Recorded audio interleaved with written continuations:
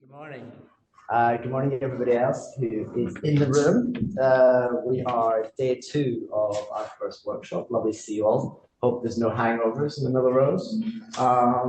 It's We're going to kick off with Tim hosting a conversation around the wider ambitions of collaboration and the workshop in London. And I think hopefully that will extend out to the future workshops that we're planning to, or that we are in the process of organising with colleagues in other universities. So, Tim, it's all yours. Great. Yes, so I'm going to do a little bit of introductory statements to begin with. And yeah, come on up, Elena. And then we will speak on the panel. So what I'm going to try to do is talk through some sort of first principles to think about landscape research and landscape design, what we learned perhaps a little bit from the lockdown and new hybrid modes of working, what we can continue to learn from those methods, and what this field office project is based around. And then what I'd like to begin to talk towards is to think about goals. Actually, what we want to do. We know we want to put together a book out of this, but what other things do we want to develop from this based upon those kind of first principles that I'll set out. So it should be clear, I think, from the beginning that there are a few words that are really key words in everything that we've done and everything we've been communicating, both in the information that we've sent out beforehand and in the conversations that we've had yesterday, and I think that will continue today as well.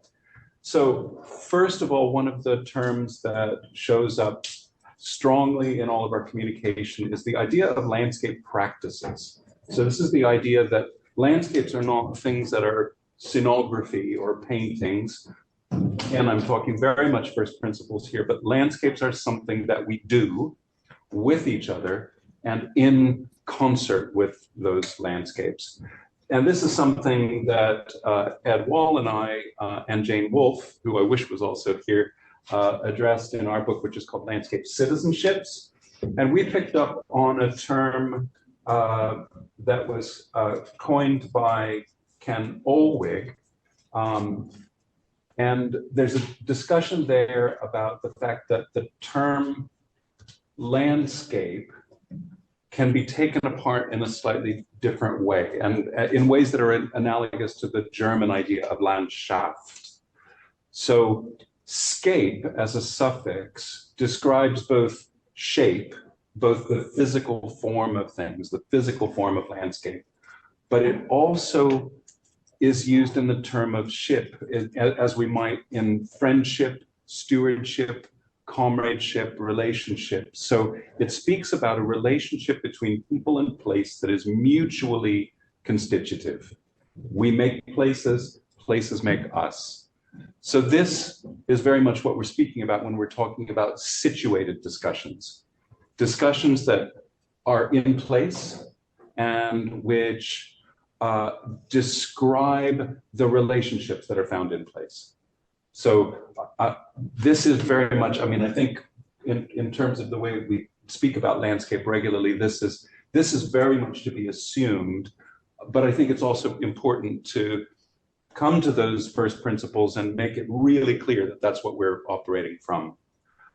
I think landscape does still function as scenography, you know, as the image on the canvas, because there's very much a relationship between art history and the way landscapes are created. And this is very much in Elena's work. But that's part of the dialogue. The way that we picture and the way that we imagine places is very much part of the way that they're constituted in time and space. Time and space are another couple of keywords, because landscapes are time space. Landscapes are actually possibly also what Theodore Shatsky would call activity time space. Doing, being, and being situated are all held together in the space of landscape. We had a little sort of joking discussion as we were beginning today about how do you address a hybrid audience? You know, do you say good morning everybody and disembody? But in fact, I think what the hybrid relationship gives us is the ability to extend that embodiment out into other spaces. The virtual audience is not a disembodied audience. They are bringing ideas and experiences from remote landscapes that can help to really inform our views and our understanding. And it's that outside view that we might just say is critical distance is something that hybrid working gives us. It allows people from afar to make comment in the present without traveling. The other thing I think that's really important about hybrid working, and I can't state this strongly enough, that what working digitally and in situated ways allows us to do is to communicate with audiences who are global, planetary, who are in developing countries. It allows us to give access to people with disabilities. It opens up the range of what's possible in really, really meaningful ways. So it's important, I think. One of the things that institutions, universities have done in the wake of the lockdown is insisted that everybody go back to being together in rooms. That is really important. It's important to be together in rooms. It's important to be together in landscapes and working, but we can't lose that learning that we've done about digital connectivity and what we gain from that. So that's a really big part of the network that we're putting together, is that we want to really insist that those modes of hybrid working are baked into every activity. The challenge, I think, with Field Office is we're not just doing this in rooms. We're doing this in landscapes. We need to find ways of sharing not just communication in landscapes, but actually the remote sensing that we're using, our soil testing apparatus, ways of sharing data. Data's on the analysis side, and also to share the evaluative side of site study. So the social dimensions, the ecological dimensions, the things that depend upon being held within interactive networks. Those interactive networks are not just about the species that we find in spaces, but they are about the networks that we build as well. So it's important that the networks that we build through a project such as Field Office, that those networks are durable and long-lasting, and that they give benefit to landscapes and people and other species in places in perpetuity. What we want to do with study is to set processes in motion that allow places to continually improve themselves through the networks that we build. This then comes to a principle of regenerative travel. Regenerativity, for those of you that study sustainability, there are kind of three categories: sustainability, resilience, and regenerativity. So resilience speaks about impacts. Sustainability talks about leaving things in no worse a condition than you found them. But regenerativity means leaving something behind, starting another process, improving a place, and setting in motion processes of continual improvement. So that's what regenerative travel is about. And I think that requires a different time space, a different conception of time space that actually really challenges what happens in academia, where people are traditionally flying in and out for weekend conferences. And that is, in many ways, no less extractive than mass tourism is. It doesn't leave processes in action in places that will continually improve those places over time. So we've got a number of different problems, I think, that arise from this that Field Office can direct itself towards. We can think about the way that we push back on our institutions to allow for greater time and space for landscape work, because we have to assume that travel is crucial. We absolutely need to be able to travel in order to study landscapes, and the benefits of travel are manifold and manifestly evident in everything that we do. So it enriches worlds and improves lives to be able to travel. So it's not off the table. We're not saying, you know, we won't travel for landscape study. It's important that we do. I want to show you very quickly a couple of examples. So this is the best conference you've never heard of. And PECSERL is a biannual conference. It dates all the way back to the 1950s. And the 1950s, of course, are a time before they knew how to invent sexy acronyms for organizations. So it's got a really terrible abbreviation. It's the Permanent European Conference for the Study of the Rural Landscape. And it's a conference that actually takes place over a full week. So there are 2 days of study in a rural location, 2 days of study in an urban location, and a day of field study visits in between, and then a smaller independent field study event at the end. So there's a lot of really site-focused work that happens in that, and I think it's a great network. The conference only is ever about 200 people, so it's compact. And the conversations that you have are wonderful, and they're very interdisciplinary, which is another one of the beauties of landscape-based study, is that it's always fundamentally interdisciplinary. Art history, soil science, geography, and landscape architecture, you name it. So then the other thing that I wanted to talk about, and the next PECSERL is in Lublin in Poland. So not far from the Ukrainian border, which is going to be a very interesting place to be. And the conference is going to be focused on borderlands. So that will be a good one. And then I also want to talk briefly about the Landscape Research Group, because this is something that I've been deeply involved with for a number of years, and which is also partially informing what's going on with the Field Office approaches. So the Landscape Research Group, again, is a multidisciplinary research group which involves not just academics, but artists, policymakers, and other types of researchers. Research is very widely defined. And one of the things that we've done in order to think about regenerative travel and ways in which we work is that we've begun putting together a series of events called critical field study events.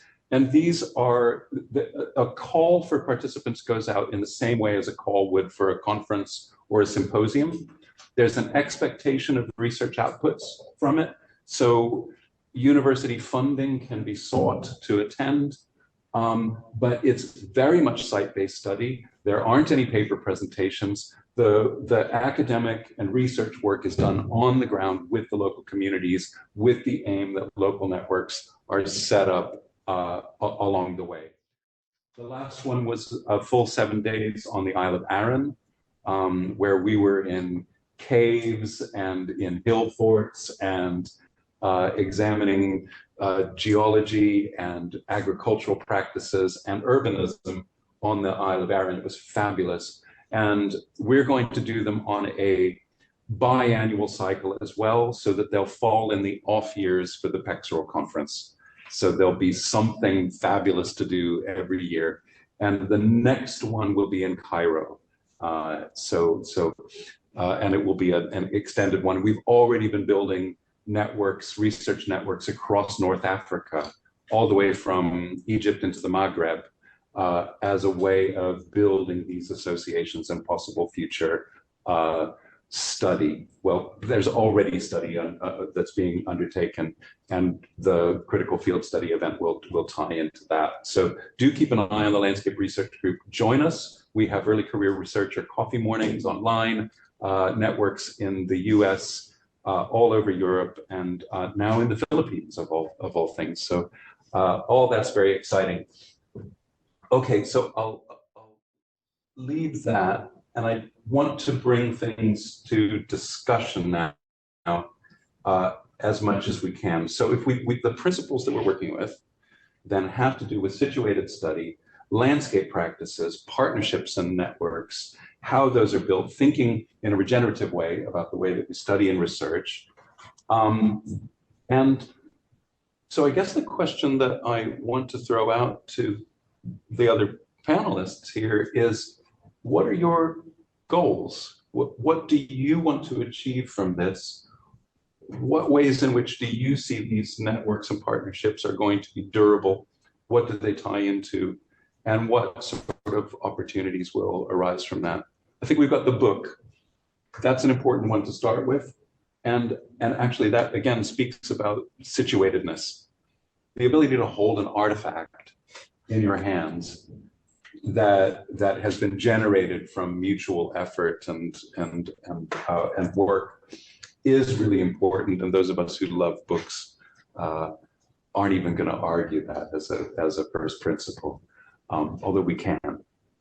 I don't know, Ed, if I hand over to you, because Ed is one of the primary drivers of the Field Office Network, and we wouldn't all be together in this room if it weren't for Ed and all his efforts.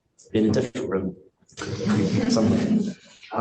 No, I mean, Tim, what I think a great both overview and I think reflection on many of the conversations we've had. I think that I spoke with quite a few people yesterday, participants of the workshop, about the way in which we brought together the field office collaboration. And I certainly think that one of the personal pleasures I have is actually spending time with my amazing colleagues and friends. And when we are in our individual institutions, we often lose the opportunity to work together, to develop something which is overlaps our various interests and ambitions. So I think that for me is that sort of a personal thing. I think in relation to my particular landscape ambitions, I think this framing around new and future practices, not as a sort of as an academic discourse, which I think you touched on.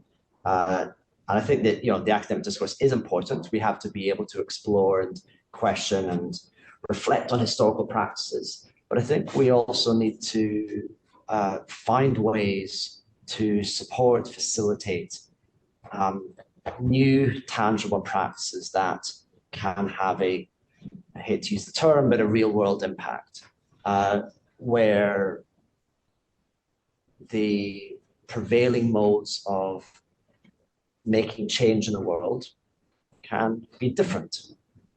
And I think that universities, all of our universities, have huge power. They can be fantastic platforms, but often within the traditional cycle, or what is becoming the traditional cycle of their businesses. If I'm to put it crudely, I think part of my role is to help the university spend their money to do things outside of their main cycle. Their main cycle of bringing in students, collecting fees from students, and teaching people, training people in particular fields or professions. I think there's that moment when our students who are leaving, who've learned amazing things, have ambitions, have a opportunity to continue the trajectory, which I think the field office has a role to play in. And I think that bringing together people in this room, people online, to be able to hear from other people who've established their own practices in very specific conditions and specific ambitions, to network and meet each other and to have a moment to reflect, I think is an important thing. I think it's probably just the first step, but I think that this notion of praxis that can address the contemporary challenges and the future challenges that exist with the landscapes, I think is a priority for me. Yeah, I agree with that. I mean, I think on a really basic level is just actually to work with people that we sort of work together sometimes, but also don't, and also to meet all of you really, really bluntly. And it was one of the first points that we really talked about was like, how do we really support our young graduates as they develop practices? Because the field is changing.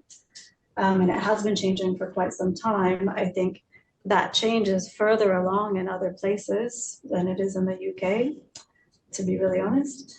But we're already seeing graduates kind of go into practice, be really unsatisfied, and really they want to serve their communities in real ways, and they're struggling to really find that path and the support for that path. I think I probably have a slightly different take on the role of hybridity in practice. Oh, that's great.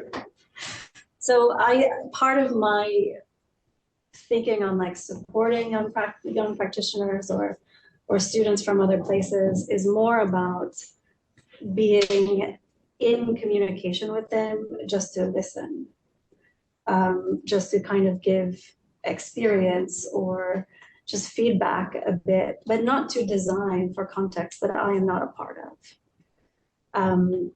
I actually don't think that engaging with a site fully remote is an appropriate place for designers. I think there's a role for this. I think it's great for a conference because you can have it open up, who can attend, and schedules. Not everyone can take 2 days out of their normal lives to even just come across the city for something, right? So having these kinds of setups is really, really important. And maybe this comes from like my own practice is a little bit different, but it's a little bit more based on like ethnographic design.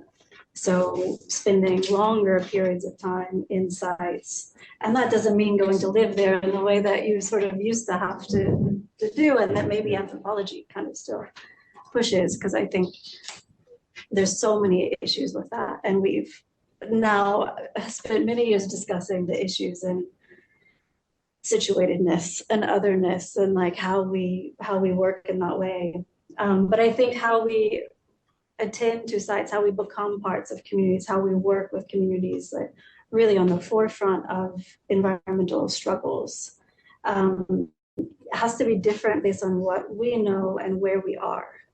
And sometimes I find that my most important role in that is just a listener and just to kind of amplify voices in different ways, but never my own voice.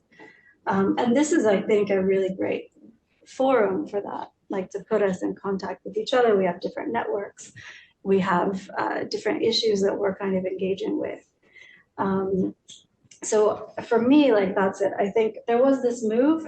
It really preceded the pandemic, at least in our institution at the RCA, but was heightened by the pandemic. But it was this kind of discussion we were having about our footprints, right? Like, does it make sense that we're just flying all these students all over the world every term for these big expensive trips? Here at the RCA, we have an outrageous number of tutors from all over the world that literally fly in every week or every other week to teach. I mean, it's wild. And we were kind of really, it was a big discussion, like, how do we deal with this actually? Like, we love all of you and we want you involved, but like, this is an unsustainable practice. And how do we, maybe we need to be more situated in the sites and the problems that we address. So do we focus more on UK sites, UK issues, UK communities? And I feel two ways about this. I was really conflicted in a way, because I think there's one thing about situatedness, that the problems that we face, particularly on an environmental scale or social justice scale, are global. Like we're all involved in them.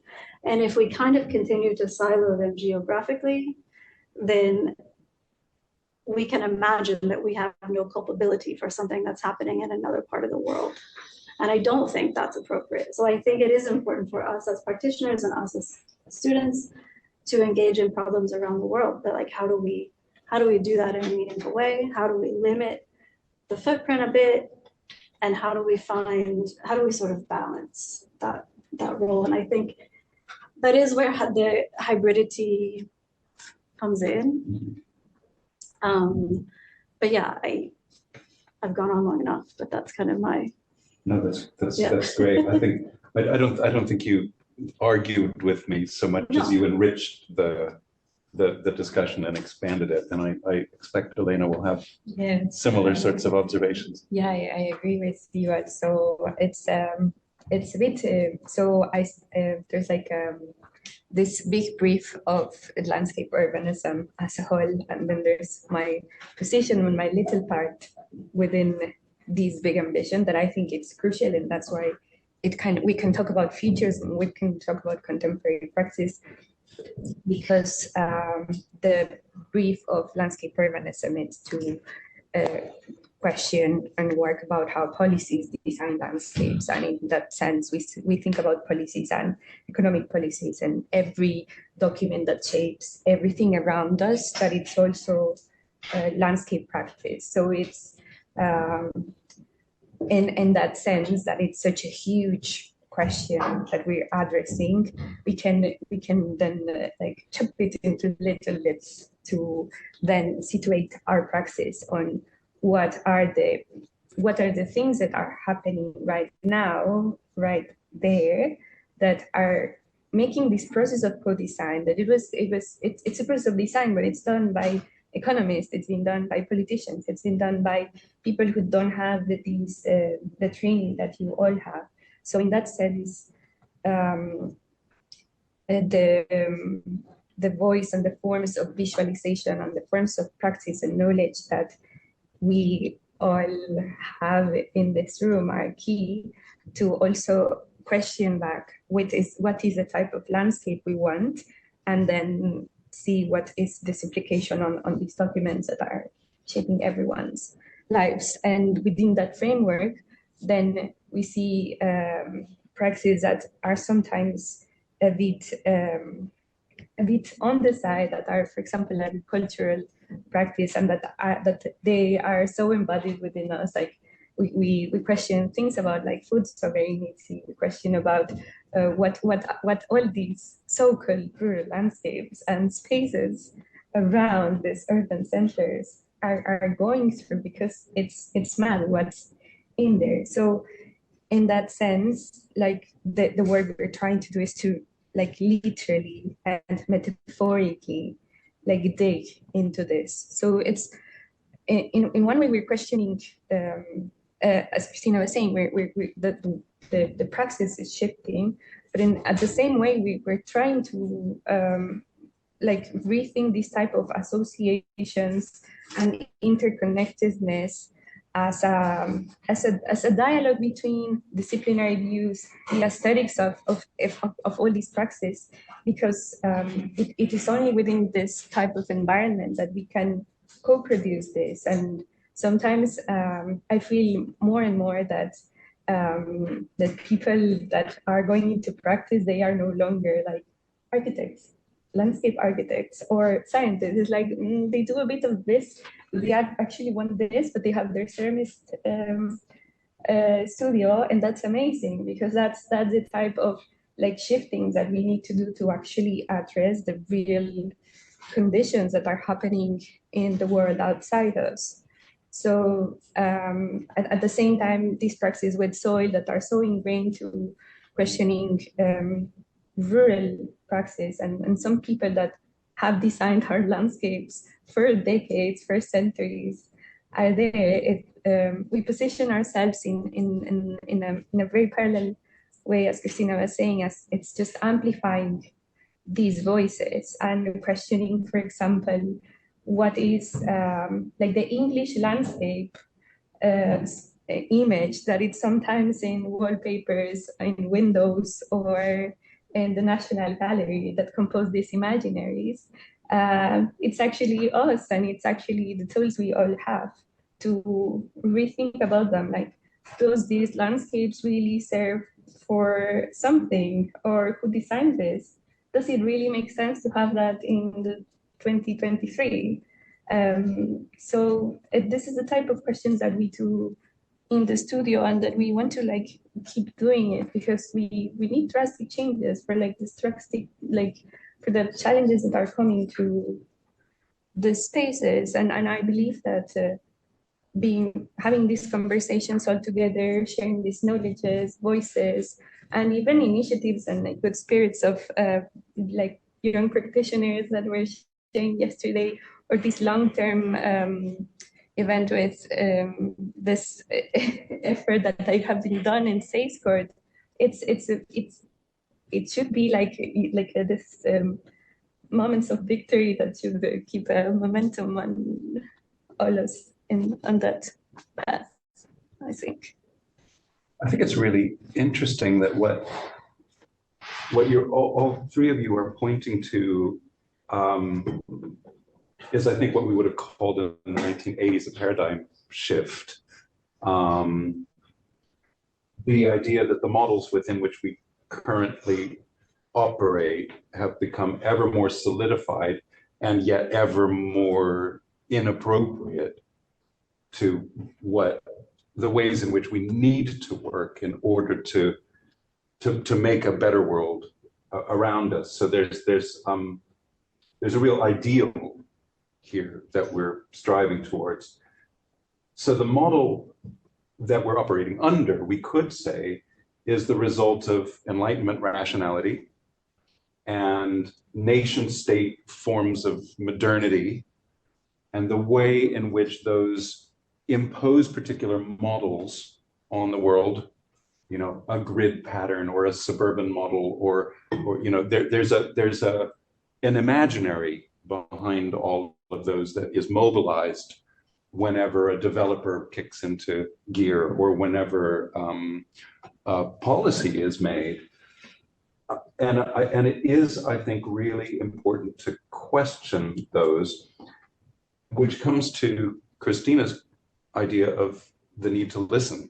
And I think listening in the largest kind of metaphorical sense of that is actually listening to people, but also being in landscapes and being aware, rationally, reasonably, sensibly, sensually, and emotionally aware of the landscapes that we're encountering, and not imposing an external model on them.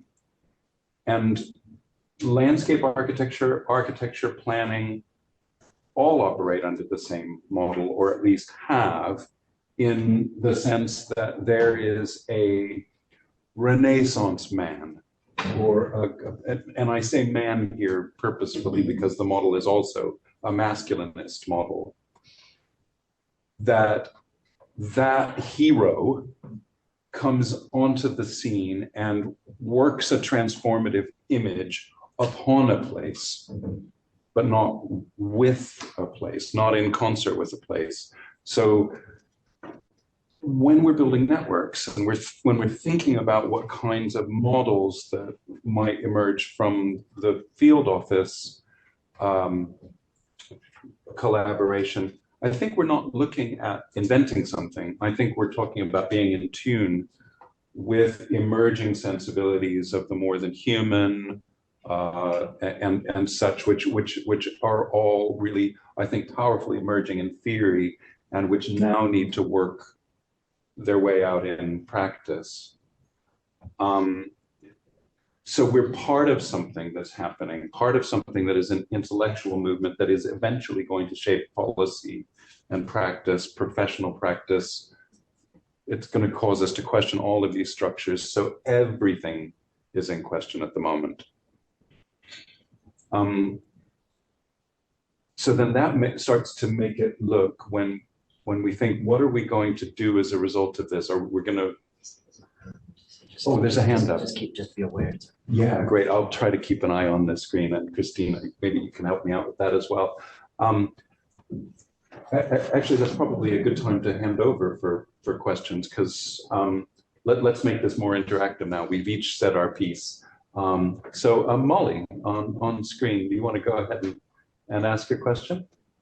Hi, yeah, thank you. It's really useful to hear, the field office objectives explained. I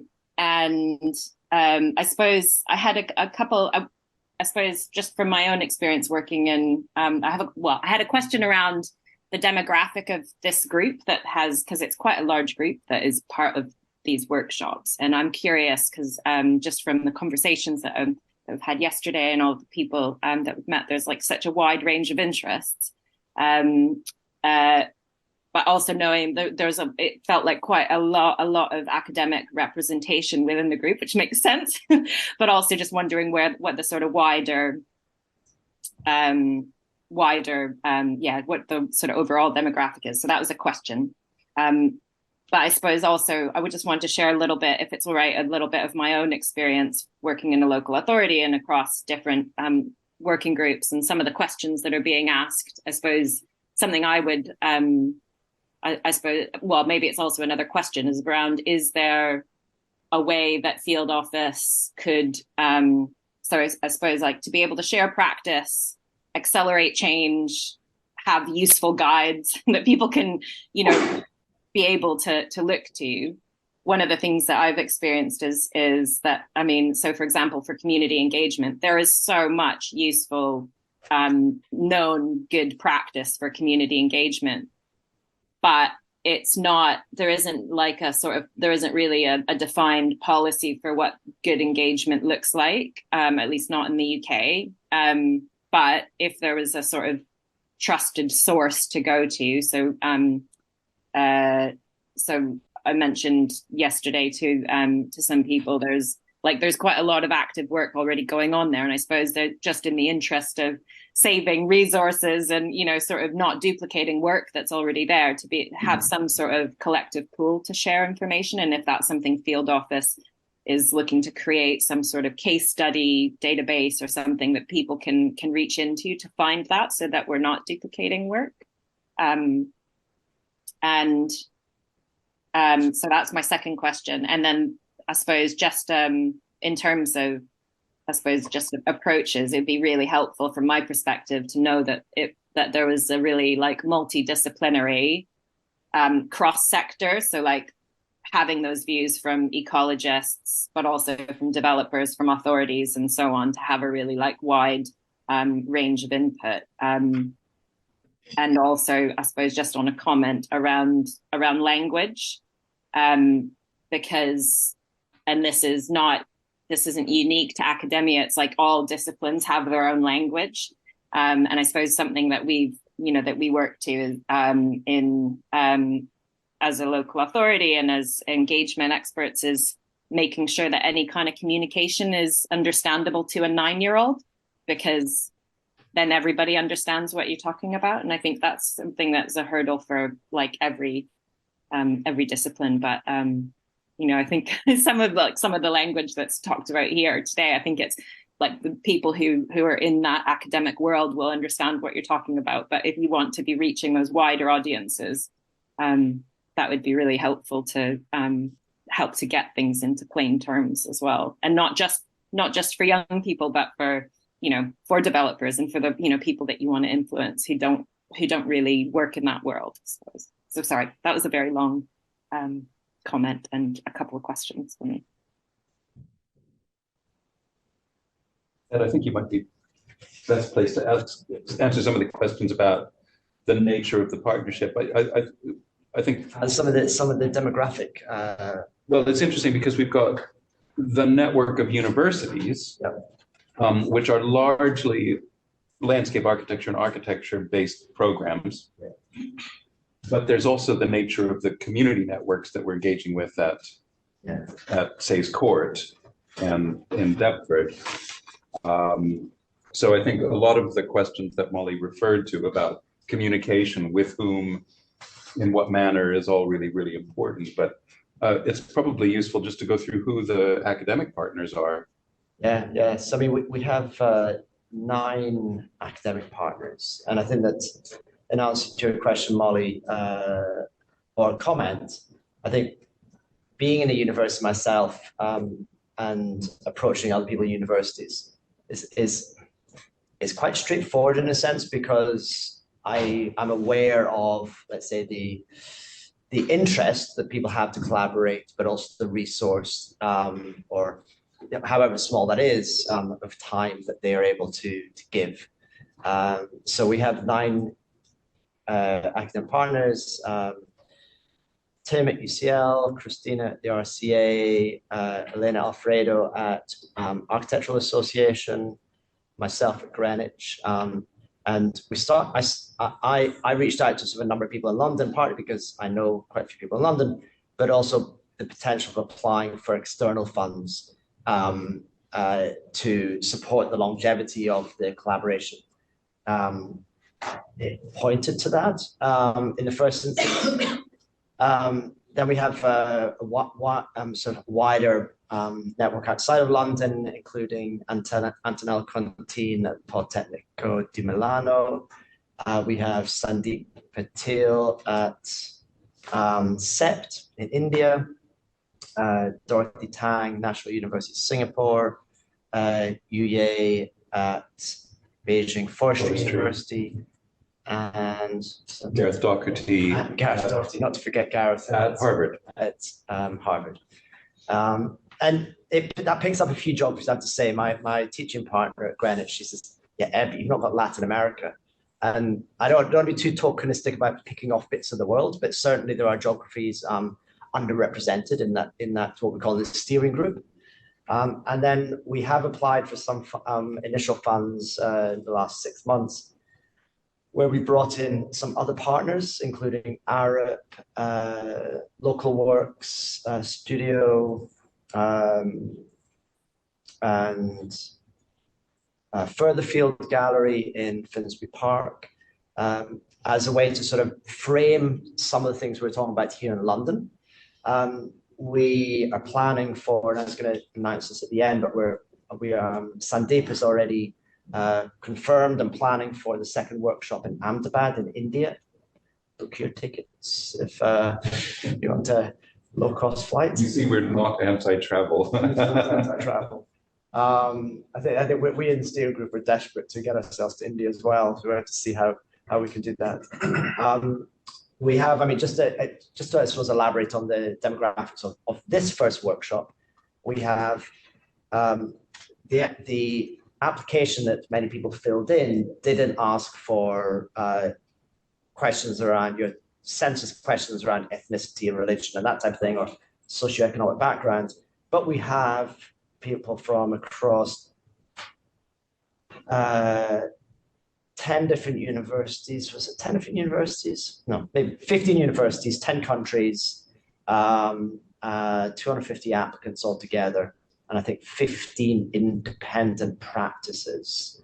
And so there's certainly a weighting towards universities, particularly with some studios or tutors bringing larger groups. But I think also the nature of it is that we in universities have a bit more time. So I think that it does make it a bit easier. But what we were aiming for when we set up the collaboration was this tipping point, really, between people leaving, particularly graduate studies, with thoughts of what is next, and people who are already in practice thinking, yes, I'm keen to do something a bit different. So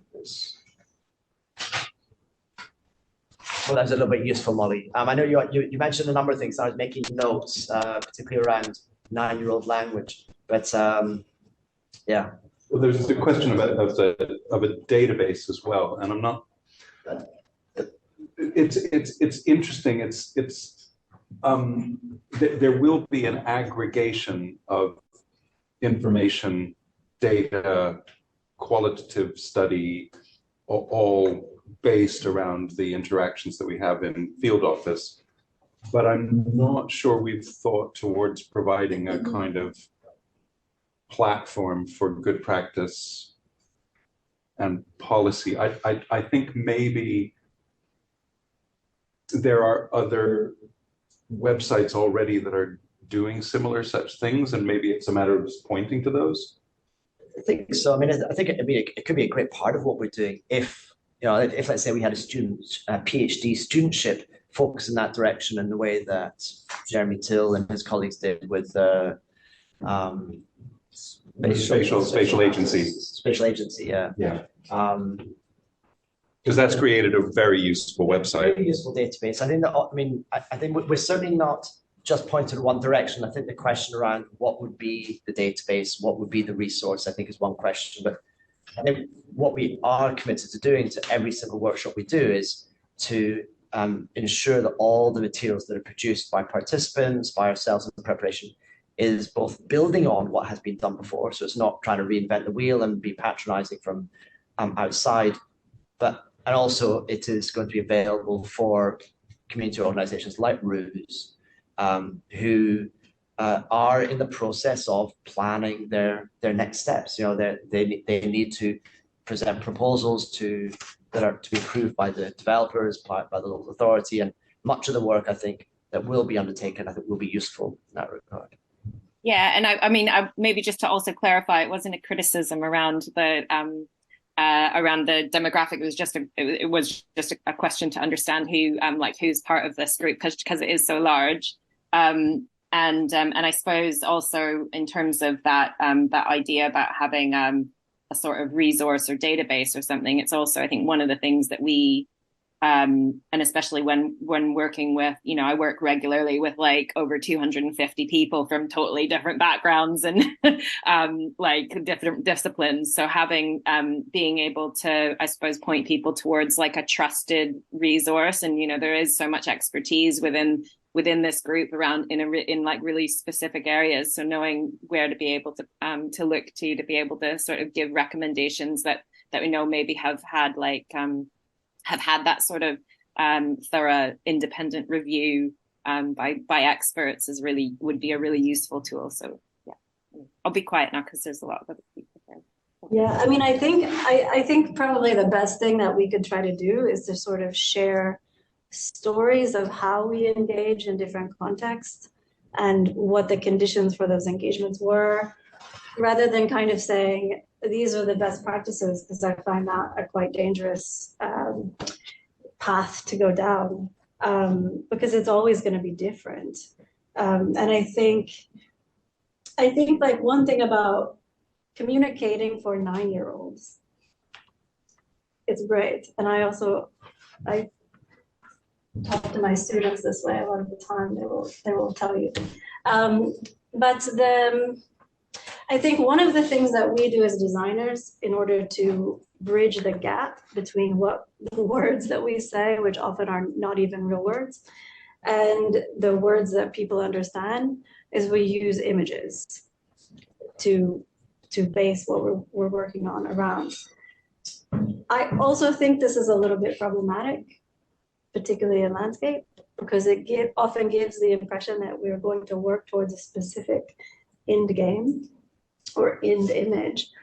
And often when we're actually working with communities, like that engagement is not about them saying, I want this space to be exactly this. I want a new wetland and I want it to be XYZ. They actually just want a hand in reshaping it. And so it's when we show the images that shows the end, it steps over too many things in between. And I think it kind of paints like a bad picture, because also landscape takes a really long time. And what we sort of need to work towards is co-designing processes of getting to a more enriched and enriching community space. I mean, if we're talking about landscape specifically.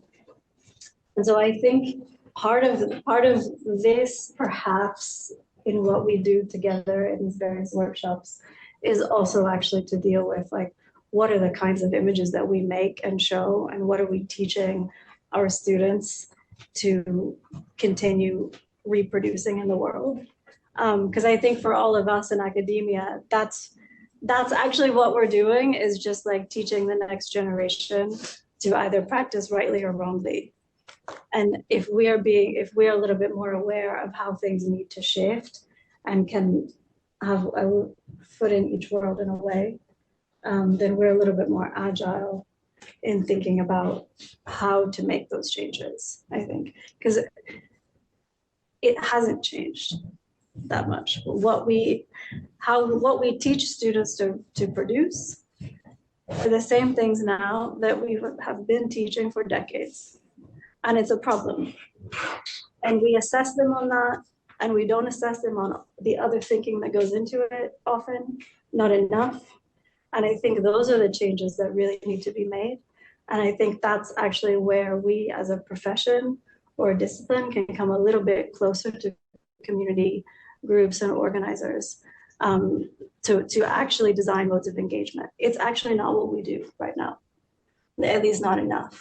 So I think I hear you. I think that it's designing engagement and not necessarily providing like a set of practices for it. But if we were doing that together, I think it'd be a little bit more productive in the future. But the ground has shifted. I think when I was studying 20 years ago, there was an assumption that the methods were correct, and that, you know, I was part of a sustainability discussion group, and we were like 3 people in a room, whereas now these discussions are. Yeah, this has changed. But I mean, for example, the environmental architecture program at the RCA is intentionally non-disciplinary. We're multidisciplinary. We do not have an association with RIBA or LI or anything. And that is because if we did, we would be forced to make our students produce a certain set of outcomes. And we believe in the program that those outcomes do not serve us. It's not that the students don't sometimes produce them and that they don't have a role to play. Of course they do. But we intentionally gear our marking or our assessment of things towards the other stuff. That's not what we do at the Bartlett in landscape, right? It's still kind of that old model. It's an accredited program, right? So it operates within those parameters. It's not that the schools need to change necessarily, but it's the upper bureaucracies that we sort of have to serve. Yeah. They need to change, and they're only going to change if the profession changes. There's a hand up at the back. Toby, was that you? Yeah, I was, when you were speaking, I was wondering, I guess to Ed and to Christina, I guess. Ed, you said, I'm interested in making a space to discover new practices or to allow new practices to sort of emerge. And I guess, Christina, you're sort of suggesting that engagement is one of these key things that you see happening. I guess, do you see in other disciplines like favorite projects of like, or ways of working, or like what's bringing us to this new sort of shift? Like what's really happened is the climate emergency is way more in our face. There are lots of emerging practices to do with, like we can see in architecture, like using materials that are natural or local, but is it the wrong thing to ask to say what are the kind of emerging movements? Because in a way, Ed, you're trying to say, I just want to discover a new diversity of things and not say that there is a direction. But I mean, for example, performance, like the performed image, for example, like I really enjoyed Rosie's presentation yesterday for its presentation of process. It sort of took us into a process, which I think we all really appreciated. But like, say the way public works, for example, they often have these kind of photographed kind of images of their participation. Or for example, like the artist Melanie Benacho, do you know her work? Like this kind of Night Soil trilogy, which is totally wild. Like she kind of lives in these places, but it's kind of like a theatrically performed image. Do you see this way of like inhabiting the space you're inhabiting, like theatrically? For example, that's like one tiny way that I imagine for me feels like quite a contemporary sort of shift. For me, the other thing that personally resonates for me is practices of sound and listening. I've got a link because Tim was talking about listening, and people have been thinking about what listening means within sound art for a long time, and I think it has a lot to speak towards landscape. But do either of you have any kind of like, or does it spoil it to ask that? Like, what do you see as the emerging sort of twinklings that are happening at the moment? I think there are a lot of exciting practices that are burgeoning, and I think actually Larry with Floor Collective is part of one of those here in London that we'll hear from next. I agree with you wholeheartedly. I think sound art can teach us a lot in landscape.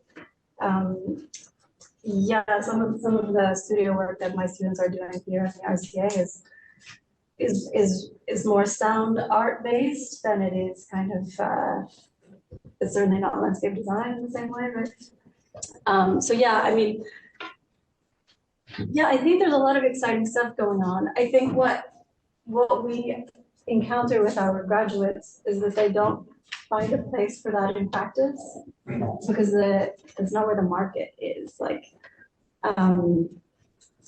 yeah, I don't know. I mean, it's a really tough like problem to try to address, I think. I really like the way you said you were like they need to find a way to be connected to people, to serve. I think you used the word serve communities, which I think is really interesting. Which was that's what Rosie was saying yesterday, right? Like it was really like it seemed like the core tenet of her practice was like being a good community citizen, like just like engaging with people, you know, which we just kind of don't do enough of. Yeah, I mean, I agree 100% with Christine. I think, and it, particularly by her points about the non-disciplinary, as she mentioned earlier. But I mean, I personally don't really. It's going to sound. I don't really care what the practices are. I just think there needs to be a space for them and some support or infrastructure, or at least a conversation that other things are possible, or other things should be possible at least. And I think that in the context that we're in the UK, at least, we have seen, along with the emergence of discourses around the climate crisis, around social inequity, we're seeing our students paying huge university fees. We're seeing an increase in the cost of living and rent, land and housing, and the immediate need to gain employment within a market which they may not necessarily fully agree with. And I think if we look back 20, 30, 40 years, the opportunities for graduates, even non-trained individuals to develop a practice, there was more freedom.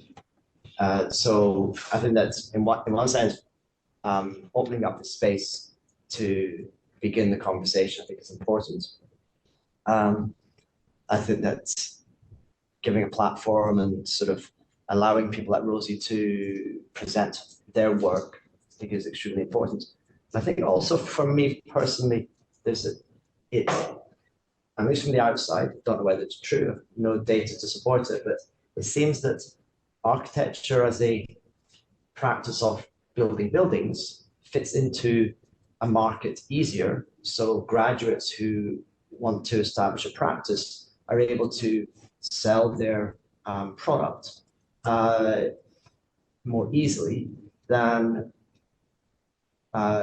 practices who are not selling something which is so easily commodified.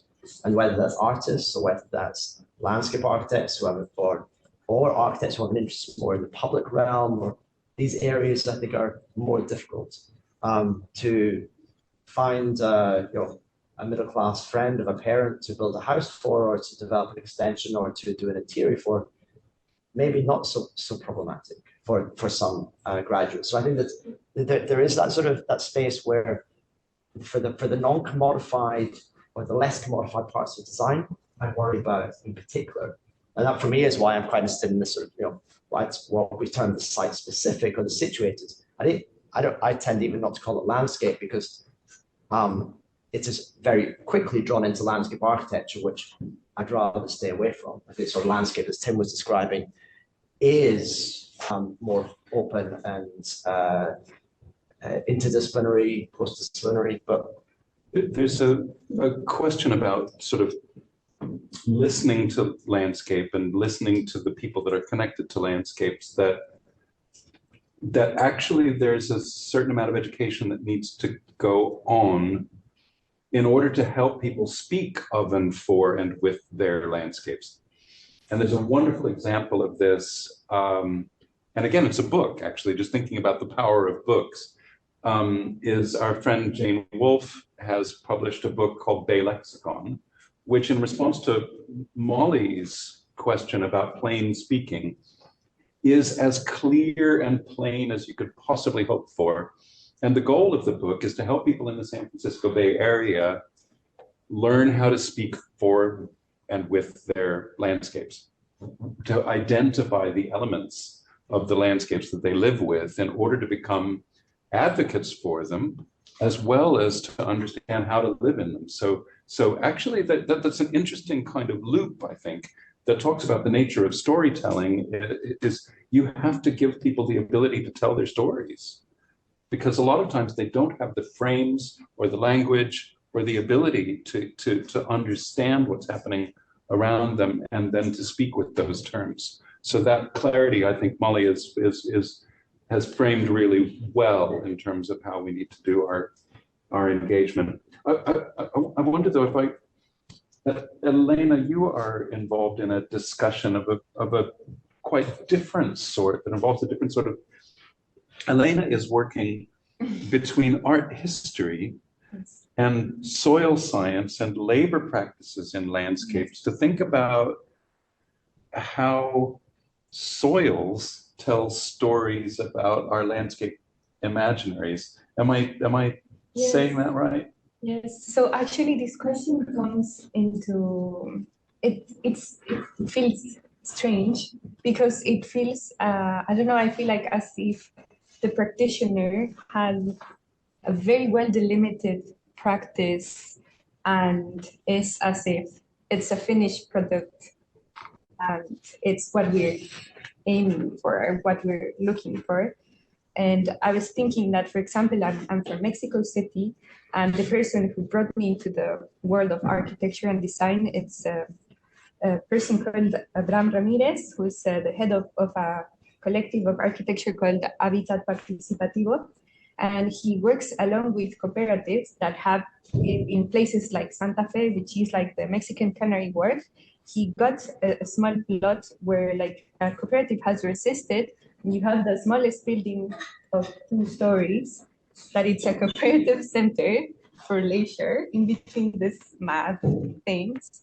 But his practice of design is organizing these people, making all the visualizations for this, and like just being just gathering all the ingredients that they need to do to make these landscapes possible in Mexico and also in the surrounding areas. There's a place called Atenco where Norman Foster wanted to make an airport, and he was part of the organizers of of the community that were resisting. So his practice, it's not allowing this to happen, which I think it's huge and it's massive, and it's something that he's not in the Biennale, or he's not, because his work he's not interested in that. And the work that these people want, it's not at all to be praised as artists or be praised as designers.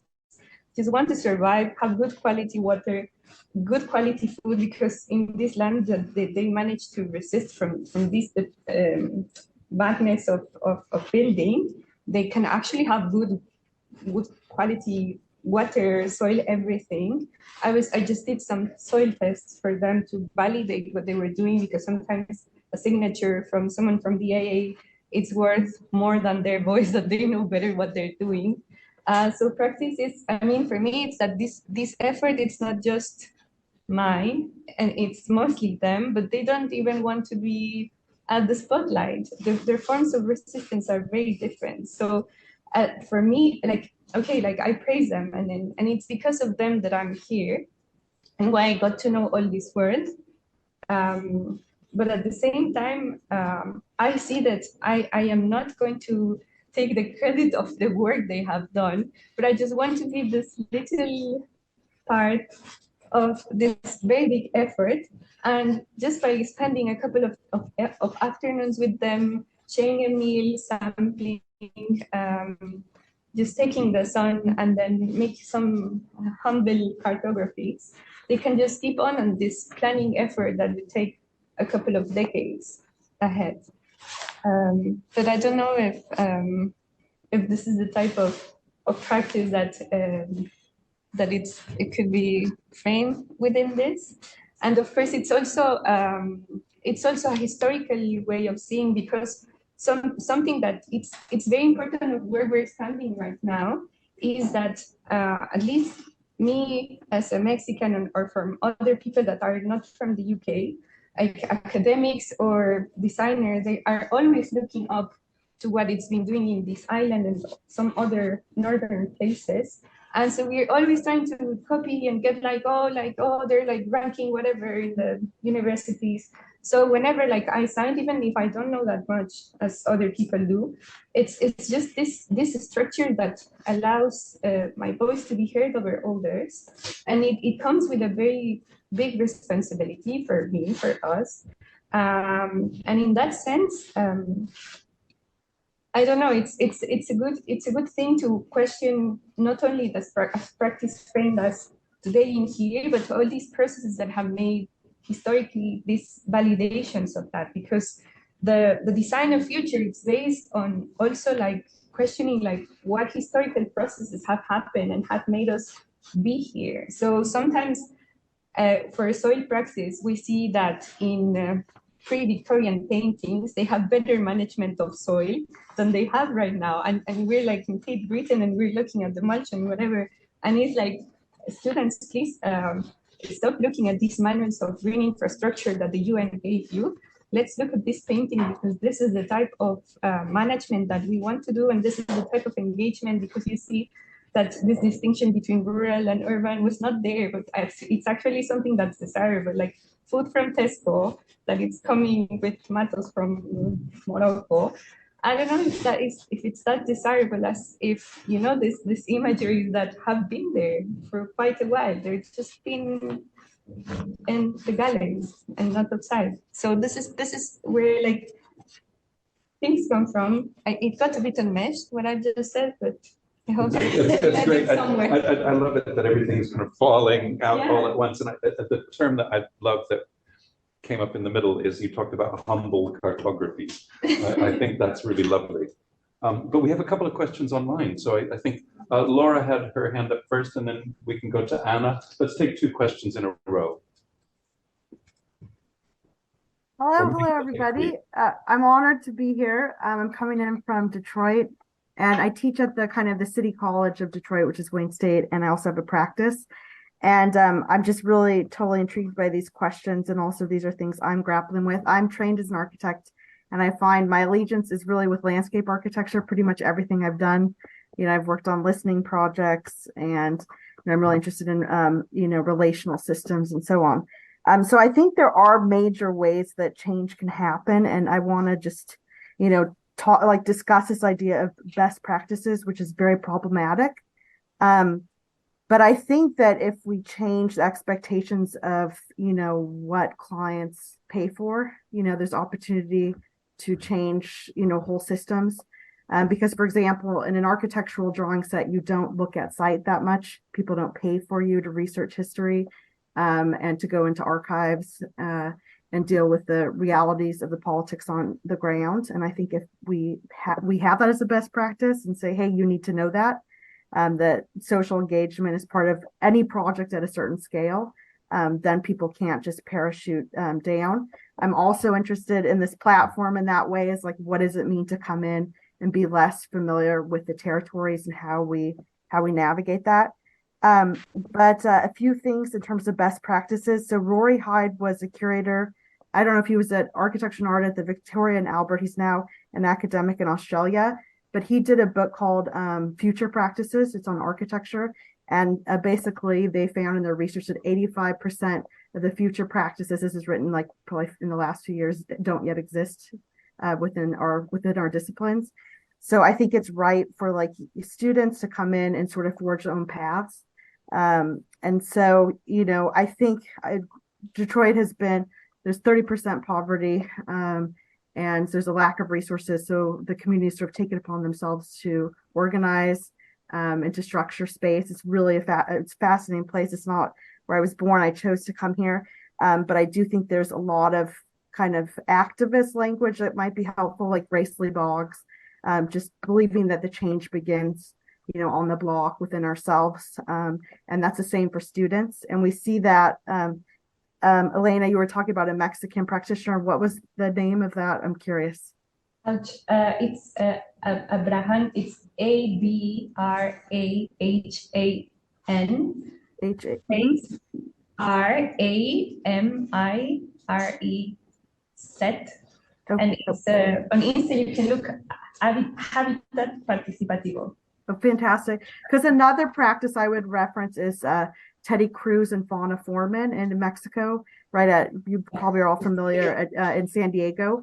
And they're leveraging the institutional, their institutional connections at University of San Diego. I hope I have the correct institution.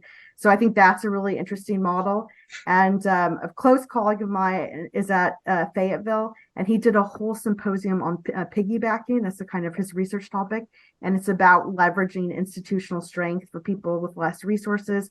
So I think how we think about that, but this idea too that, you know, Teddy Cruz was asked this question, like, how do you do all this work?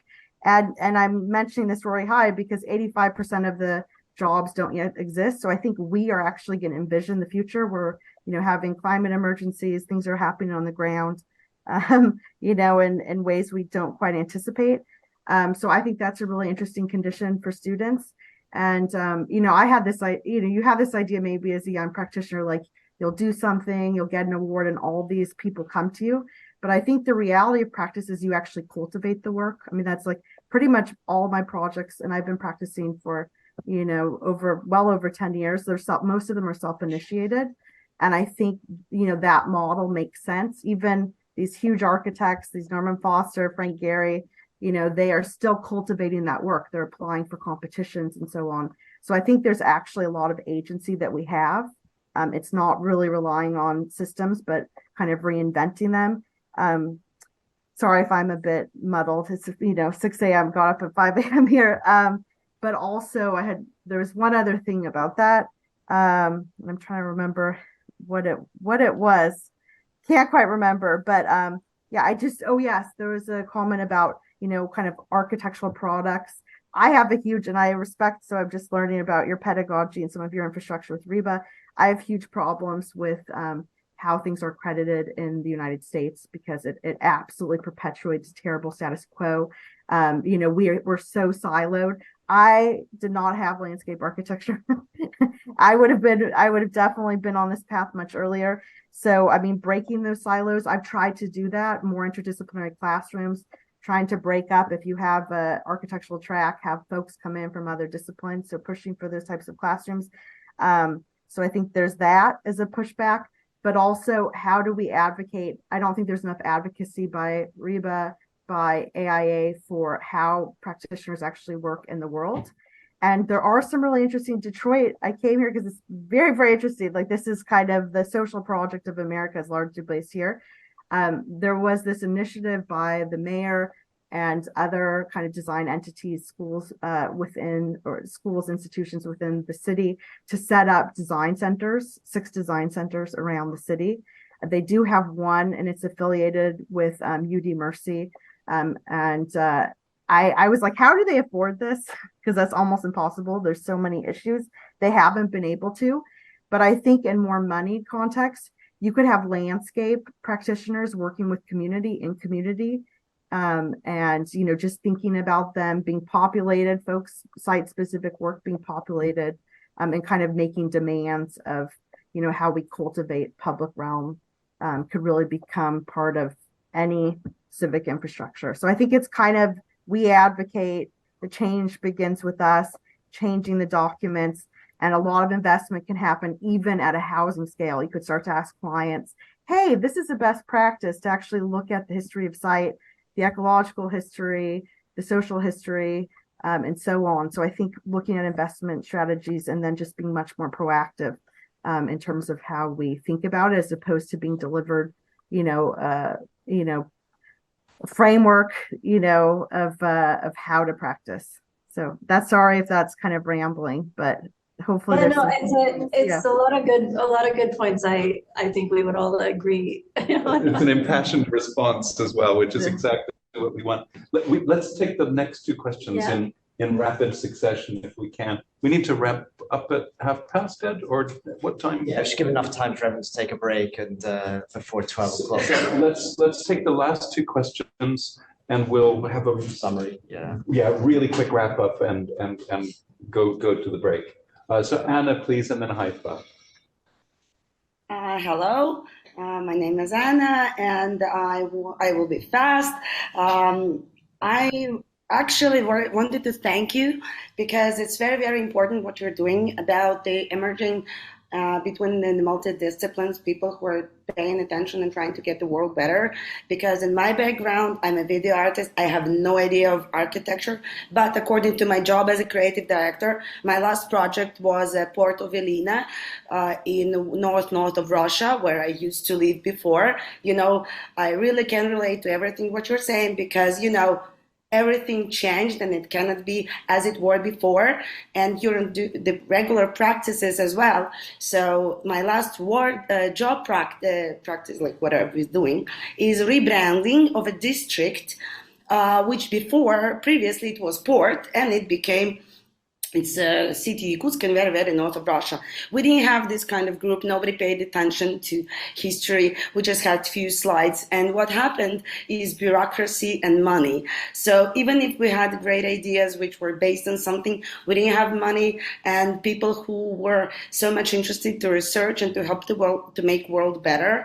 And at the end, money won. So I'm participating here to bring my knowledge in what I've done before to unusual view that I have, and to take from you the practices and what you are doing, because I believe that further we need to change, and there's future practices is what we're looking for. Thank you very much. Thanks, Anna. Haifa? Thank you very much. That was quite informative. I have a specific question. So my background quickly is I'm an architect and a landscape urbanist, a Jordanian Palestinian, currently placed in Belgium. I have my own practice, and now what I'm trying to focus on is water urbanism in particular, but also with indigenous groups. So I was wondering, Christina, you were mentioning ethnographic design practices and how to work with communities at the forefront with environmental and social struggles. So can you please highlight a bit the methodologies in that regard, and how you actually put it to practice, and perhaps maybe touch upon the link with the fact that this can be incubated within a research or under a research umbrella, but how can this be part of the quote unquote the market, or like projects on the ground that as offices or as small offices and practices we can take this on? Yeah, it's actually it's a big question that I'm really happy to follow up with you on at a different time. But yeah, I mean, I think the biggest thing is building trust with communities and not relying on them anticipating that you have some kind of expertise, right? So it's the erasure of expertise, I think, is a really important step in building trust. And I think I often refer to this as like a deep hanging out. You just have to spend time with people in whatever way is available to you, depending on the problem that or the site that you're trying to engage with. That's the most crucial thing, I think. And then finding ways that you can be useful, even if those useful things are not what you thought you wanted to produce. So it might be that a community wants like some humble cartographies. I want some humble cartography.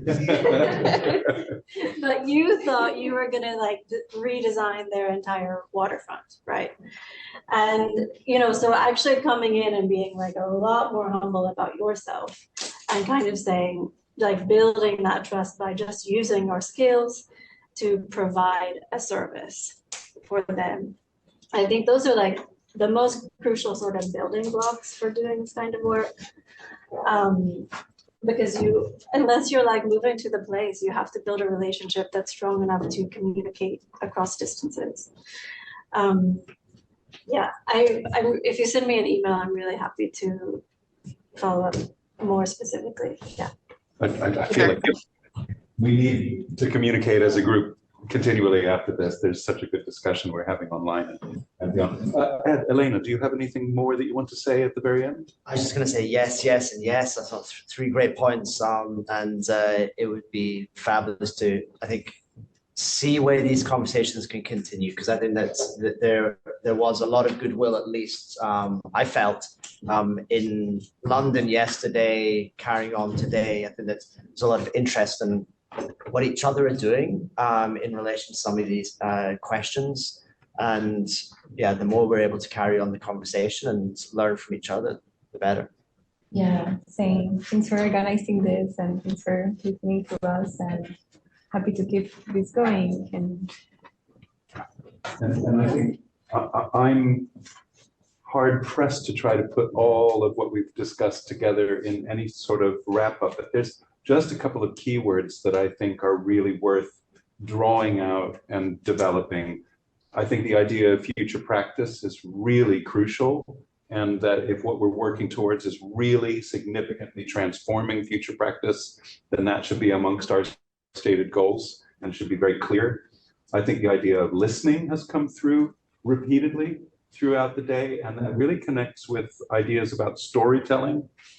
And I would add, maybe we also need to talk about story showing and story finding, how to give people storying capacity and building that in the world. And maybe these humble cartographies are one of the tools that we can use to advance those particular methods. So thank you, everyone. Thank you to the audience and those online for helping us to develop these ideas in such exhilarating and exciting ways. Thank you.